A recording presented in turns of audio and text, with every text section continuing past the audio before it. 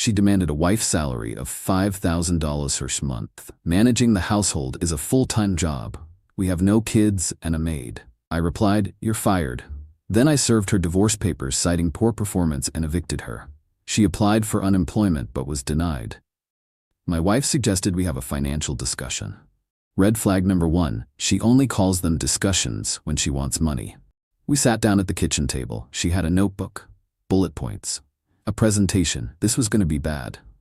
"I've been thinking," Jessica said, "about my contributions to this household." "Okay, and I think it's time we formalize my compensation." I blinked. "Your what?" "My salary. As your wife, I deserve to be paid for the work I do." I looked around our apartment, 2-bedroom, 1 bath, no kids, no pets, a maid service that comes twice a week that I pay for. "What work?" "Managing the household. It's a full-time job. We have a maid. She only does cleaning. I do everything else." "Like what?" She consulted her notebook. "Grocery shopping, meal planning, laundry coordination, appointment scheduling, social calendar management, emotional labor. Grocery shopping is clicking a button on Instacart. Our laundry goes to the wash and fold place." "What appointments?" "My appointments, your appointments, our joint appointments. I schedule my own appointments. Well, I schedule mine, that counts." I rubbed my temples. "Jessica, what is this really about?" "I saw a TikTok about wives who get paid salaries because being a wife is real work, and the comment said $5,000 a month is reasonable." $5,000, yes. A month, yes. For what specifically? I told you, managing the household. I sat back, stared at her. She was completely serious. Now I could have said no. I could have laughed. I could have pointed out that she works part-time as a social media manager, making $3,200 a month and contributes exactly $0 to rent, utilities, or groceries because we're married. What's yours is ours. But somehow what's hers is also hers. But that would have been the boring route. Instead, I said, "Okay." She blinked. "Really?" "Sure, but if I'm paying you a salary, this becomes an employment relationship, which means performance reviews. Metrics, professional standards." "That's fine." "Great. Let me draft an employment contract. And since you'll be receiving compensation, you'll need to take on additional responsibilities beyond what you currently do. Meal planning for the week, detailed household budgeting, maintenance scheduling, and monthly reporting. This will be actual work, not just what you're already doing." "That sounds like even more work." "Employment usually is, but you want the salary, right?" "Yes." "Then we formalize it properly." I spent the next 2 hours writing the most corporate, bureaucratic wife employment agreement possible. Pulled language from my own tech company's employee handbook, added sections about KPIs, performance improvement plans, and termination clauses. Specified the new duties that went beyond normal spousal contributions. Jessica skimmed it, saw $5,000 month salary, and signed. Mistake number 1. The next morning, I woke her up at 7 a.m. "What are you doing?" "Work starts at 8. You need to be ready." "Ready for what?" "Your job, which begins with our 8 a.m. stand-up meeting." "Our what?" "Daily stand-up, standard practice. Come on." She stumbled to the kitchen in her pajamas. I was already dressed, coffee made, sitting at the table with my laptop. "Okay," I said, clicking a pen. "Yesterday's accomplishments." "What? What did you accomplish yesterday in your role as household manager?" I don't know. Normal stuff." "Can you be more specific?" "I did laundry." "Great. Logged today's goals." "This is ridiculous." "Jessica, you wanted this to be a job. This is how jobs work." "Today's goals?" "I don't have goals. I'll just do stuff." "Unacceptable. You need at least 3 measurable objectives per day." "Fine.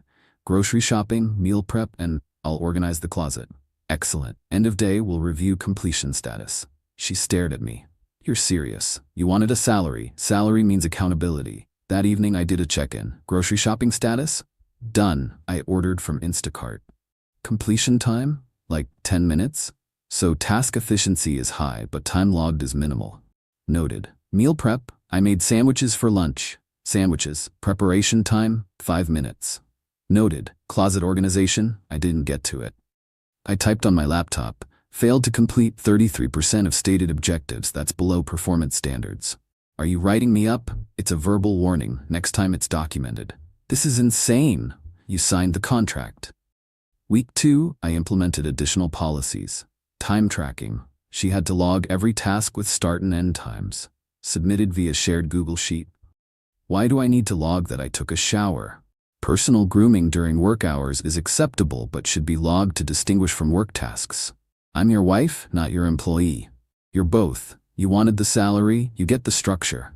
She started logging everything. Passive-aggressively at first. 9:47 a.m. Thought about dinner options, 2 minutes. 11:23 a.m. Scrolled Instagram for meal inspiration, 34 minutes. Perfect. I now had documentation. Over the next few weeks, I introduced more systems. Performance metrics. She had to hit daily task quotas. You completed 4 tasks today. Target is 7. That's a 57% completion rate. Email communication requirements. Every request had to go through email, even when we were in the same room. She'd ask about dinner. I'd say, please submit that via email with the subject line, dinner request date. CCing herself on emails I sent her. Every single one. Her inbox filled with emails from me to her, CC'd to her. She complained. I said, maintaining communication trails is standard professional practice. Office hours between 2 to 3 p.m. only. Outside those hours, I was unavailable for household management questions. She had to submit a meeting request through our shared calendar. A label maker for organizational efficiency. She had to label everything. Pantry items, bathroom supplies, closet sections. I rejected her first attempts as unprofessional and made her redo them. Team building exercises including trust falls. I dropped her on the couch on the third one. Trust must be earned through consistent performance, I explained. A mandatory LinkedIn learning course on time management, 4 hours. She had to complete it by Friday. I hung the certificate on the fridge when she finished. An employee engagement survey. She was the only respondent. She scored herself 2 out of 10 for job satisfaction. I scheduled a one-on-one to discuss these concerning results. The corporate jargon reached peak absurdity. Every conversation became a business meeting. Jessica, I'm seeing some gaps in our sync regarding dinner alignment. What? Dinner? You said pasta. I was expecting chicken. I changed my mind. Process changes require stakeholder notification. Let's circle back and put a pin in this. She threw a spatula at me. Workplace violence is a terminable offense. By week 6, she was at her breaking point. But I wasn't done.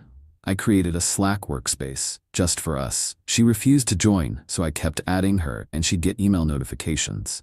Jason mentioned you in meal planning. FYI, we're low on milk. Please advise on restocking timeline. She'd yell from the other room, just buy milk. I'd type back, thanks for the quick turnaround. Please log the purchase in the expense tracker. Week 7, I scheduled the performance review. She showed up to the kitchen table. I had a printed packet. Let's begin. Overall performance rating needs improvement. Excuse me? Productivity metrics show a 23% decline since program inception. Task completion rate is at 71%. Industry standard is 95%. What industry? Wife industry? Household management. There are benchmarks. This is absolutely insane. Page 3 outlines your performance improvement plan. 30 days to demonstrate measurable progress. Or what? Termination clause activates. You're going to fire me from being your wife? From the paid position, yes, the marriage would be separate but affected. She threw the packet at me. I'm not doing this anymore. Noted. Does this constitute your resignation? No. I still want the money. Then we continue with the PIP. The PIP was even more detailed. Daily check-ins, weekly reviews, bi-weekly one-on-ones, every corporate buzzword I could think of. She lasted the 30 days. Barely. Week 11, I called the termination meeting. Jessica, please sit. What now? You're fired. Silence. What? Your employment is terminated, effective immediately. You can't fire me from being your wife. I'm not firing you from being my wife. I'm terminating your paid employment as household manager. I slid a folder across the table. Your performance over the past 11 weeks has not met minimum standards. Despite multiple interventions, including verbal warnings, documented feedback, and a comprehensive performance improvement plan, we've seen no meaningful progress. The money stops? The money stops. She stared at the folder, opened it. Inside was a termination notice with bullet points. Consistent failure to meet productivity targets. Poor time management. Inadequate documentation practices. Failure to demonstrate improvement during PIP period. Unprofessional conduct. Reference, I hate you comment. Documented 315. This is a joke. It's a legally binding termination of our employment agreement. And since your continued residence was contingent on your employment status per the housing addendum you signed, you have 30 days to vacate the premises. Vacate? This is my home. It's my apartment. I'm the only one on the lease. You signed a housing addendum acknowledging your residence was tied to your employment. Termination of employment triggers the 30-day notice period. You're evicting me? It's a termination of your housing arrangement per the agreement you signed. But yes, if you want to call it eviction, you have 30 days written notice to vacate. After that, I'll file for formal eviction if necessary. She was furious. Threw the folder, screamed, threatened to sue for wrongful termination. I calmly pulled out the second folder. Also, I'm filing for divorce. What? It's become clear that this relationship has broken down irreparably. The employment termination is separate from this, but both seem appropriate at this juncture. I slid the divorce papers across the table. She grabbed them, started reading, then stopped. Grounds for divorce? Poor performance? It's a no-fault state, but I wanted to maintain thematic consistency. You're citing my wife performance review scores and divorce paperwork? They're attached as exhibits, yes. She read more. You're requesting full custody of the apartment and the Netflix account. We don't have kids. No, but we do have a PlayStation. I'm requesting that too. She crumpled the papers. You're insane. I'm thorough. The next week she moved out, went to her sister's place, blew up my phone with increasingly unhinged texts about how I can't just fire someone from marriage and how this will never hold up in court. I responded professionally. Per company policy, all communication must be in writing. Please submit any concerns via email to my personal mail. Thank you. Then came the absolute best part.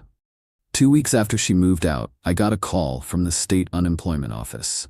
Mr. Anderson, we have a claim filed by Jessica Anderson for unemployment benefits. She lists you as her previous employer.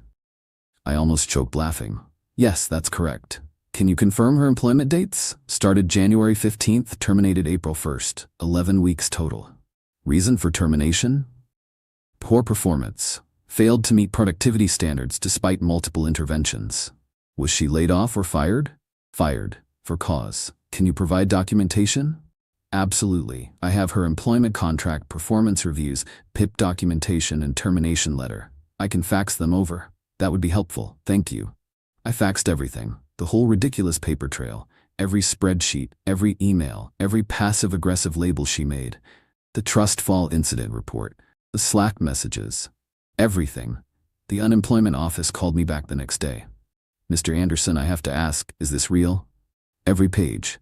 She had to take a LinkedIn learning course, time management for professionals. She passed. And you made her do trust falls? Team building, standard practice. Long pause. Sir, we've reviewed the documentation. While the employment relationship appears unusual given your marital status, the documentation supports termination for cause. However, we're also noting this as a family employment situation, which typically raises red flags. We're denying the claim on 2 grounds. First, insufficient work history, only 11 weeks. Second, terminated for documented performance issues. Even if she appeals, the burden of proof is on her to show this was bona fide employment separate from marital duties, and your contract specifies duties beyond normal spousal contributions. So the claim is denied? Denied. She can appeal, but given the documentation, it's unlikely to succeed. Thank you for your thoroughness. 3 days later, Jessica called me, screaming, "They denied my unemployment." That's unfortunate, because you told them I was fired for poor performance. You were. I was your wife. You were my household manager. You wanted it treated as employment. Unemployment office agrees with that classification, but determined you were terminated for cause, which disqualifies you from benefits. This is fraud. Actually, you signed a contract. You received compensation for services. That's textbook employment. The fraud would be if I didn't report your income to the IRS, which I did. You'll be receiving a W-2 for tax purposes. Silence. A what? W-2, employee income form. Since I controlled your work hours, provided daily supervision, and directed all your activities, you're classified as an employee, not a contractor. You'll need to pay income taxes on the compensation you received. I already withheld and paid the employer portions. $15,000? Well, depends on your bracket. You made $15,000 over 11 weeks. After standard deduction, you're probably looking at around $2,000 to $3,000 total in taxes, federal and state combined. I already paid my half of FICA taxes as your employer.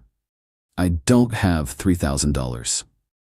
Should have considered that before signing an employment contract. The W-2 will arrive in January. More screaming. I hung up. She tried to fight the divorce, claimed the whole employment thing was a sham and she deserved alimony. Her lawyer argued she was entitled to spousal support, that the employment arrangement was fabricated to avoid alimony. My lawyer presented the contract, the performance reviews, the PIP, the termination letter, the time logs, the emails, everything.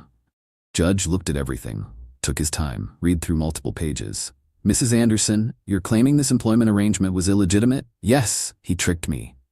Did you receive the payments? Yes, but did you sign the contract? Yes, but I didn't understand. Were you coerced? No, but did you perform the work specified in the contract? I tried to, but so you accepted a paid position, signed an employment contract, received compensation, performed work, and were subsequently terminated for documented performance issues after a formal improvement plan, correct? When you put it that way, is there any other way to put it? Her lawyer tried to interject. Your Honor, this was clearly a marital arrangement disguised as employment. Counselor, your client signed a contract specifying duties beyond normal spousal contributions. She accepted payment, she logged work hours, she participated in performance reviews, she completed mandatory training. This isn't a disguised marital arrangement, it's employment she agreed to and failed at. I see no grounds for alimony. Divorce is granted, no spousal support. Jessica tried one more thing. She filed a wrongful termination lawsuit in small claims court, claimed I had created a hostile work environment and fired her without cause. I showed up with 3 folders, tab dividers, color-coded documentation. She showed up with her sister and a notebook of handwritten complaints. Judge asked her to state her case. He fired me from being his wife. Actually, I interjected. I terminated her employment as household manager. The marriage dissolution was separate. She filed for wrongful termination. What's your defense? I opened folder 1. I have documented performance issues spanning 11 weeks. Written warnings issued in weeks 2, 4, and 5. A formal 30-day performance improvement plan issued after week 7. Daily check-ins showing continued performance deficiencies, and a termination meeting with documented cause. Judge flipped through the pages. This is extremely thorough.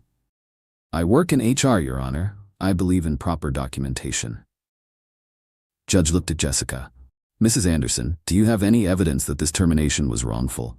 It's not real employment. You can't employ your wife. You can, actually. Family businesses do it all the time. Did you provide services? I did housework. And you were compensated? Yes. Then you were employed. Do you contest any of these documented performance issues? She looked at her notebook. He made me take a LinkedIn course. Professional development is standard. Next. He made me do trust falls. Team building exercises are common. Next. He CC'd me on my own emails. Judge looked at me. Is that true? Standard practice for documentation purposes, Your Honor. Judge looked back at Jessica. Anything that actually contradicts the termination cause? She had nothing. Case dismissed. Mr. Anderson, this is the most documented employment termination I've ever seen in small claims. Thank you, Your Honor, I'm thorough. After that, Jessica finally gave up, signed the divorce papers, moved on. But the best part?